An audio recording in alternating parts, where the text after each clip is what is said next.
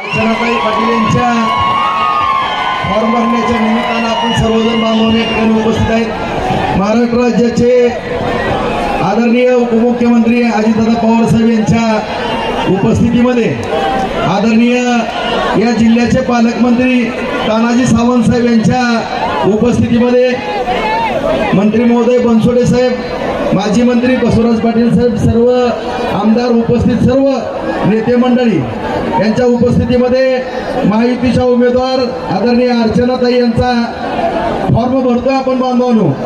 निश्चितपणाने या ठिकाणी उपस्थित हा जनसमुदाय पाहता आदरणीय दादा सावंत साहेब, तुम्ही जरा या ठिकाणी पुढाकार घ्यावा अशी आम्ही सगळ्यांच्या वतीने आपल्याला विनंती करतो। आणि या ठिकाणी निश्चितपणाने आज सावंत साहेबांच्या उपस्थितीनं सर्वांचे चेहरे या ठिकाणी फुललेले आहेत।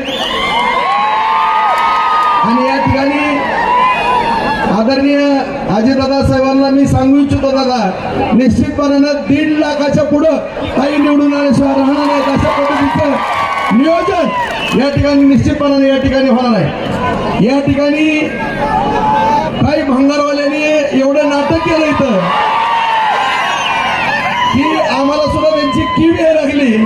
त्याच्यामुळं बांधवांनो, निश्चितपणानं या मराठवाड्याला पाणी कोण देणार आहे, आपला दुष्काळ कोण घालवणार आहे आणि या भागाचा विकास माननीय नरेंद्र मोदी साहेब यांच्या मार्गदर्शनाखाली आदरणीय एकनाथ शिंदे साहेब, आदरणीय फडणवीस साहेब, आदरणीय अजितदादा साहेब, या जिल्ह्याचे पालकमंत्री आदरणीय तानाजी सावंत साहेब, आमचे सहकारी मित्र राणादादा साहेब, या सर्वांच्या मार्गदर्शनाखाली, सर्व आमदार महोदय यांच्या मार्गदर्शनाखाली हा विकास होणार आहे।